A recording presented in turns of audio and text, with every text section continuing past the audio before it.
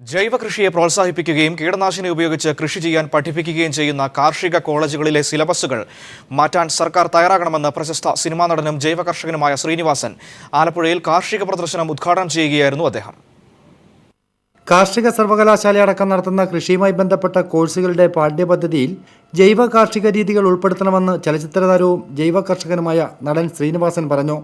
Alappuzha SDV മൈതാനത്ത് ആരംഭിച്ച ജില്ലാ കാർഷിക വ്യാവസായിക പ്രദർശനം ഉദ്ഘാടനം ചെയ്യുകയായിരുന്നു അദ്ദേഹം. ഇത് കേരളത്തിൽ നടന്നുകൂടാത്തതാണ്. കാരണം ഇത്രയധികം ജൈവ രീതിയിൽ നമ്മൾ മുമ്പോട്ട് പോയി കഴിഞ്ഞതിന് ശേഷവും യൂണിവേഴ്സിറ്റിയിൽ, ഗവൺമെൻറ്റിൻ്റെ യൂണിവേഴ്സിറ്റിയിൽ, കോളേജുകളിൽ ഇത് പഠിപ്പിക്കുക എന്ന് പറയുന്നത്, അത് പറയാൻ വേണ്ടിയിട്ടാണ് പ്രധാനമായിട്ടും ഞാനിവിടെ വന്നത്. ലാഭത്തിന് വേണ്ടി ഭക്ഷ്യവസ്തുക്കളിൽ എന്തു മായവും ചേർക്കുന്ന സ്ഥിതിവിശേഷമാണ് ഇന്നുള്ളതെന്നും അദ്ദേഹം സൂചിപ്പിച്ചു. അങ്ങനെ രുചിയുടെ പുറകെയാണ് നമ്മൾ. ഐസ്ക്രീം ഉണ്ടാക്കുന്നതിൻ്റെ ഒരു ക്ലിപ്പ് ഞാൻ കണ്ടു. അറവുശാലകളിൽ നിന്ന് പുറന്തള്ളുന്ന മാംസം ഉണ്ടല്ലോ, ആരും ഉപയോഗിക്കാത്തത്, കുടലും അതൊക്കെ, അത് കൊണ്ടുപോയി കഴുകിയിട്ട് വലിയ ഡ്രയർ ഉപയോഗിച്ച് ഉണക്കിയിട്ട് പൊടിക്കുകയാണ്.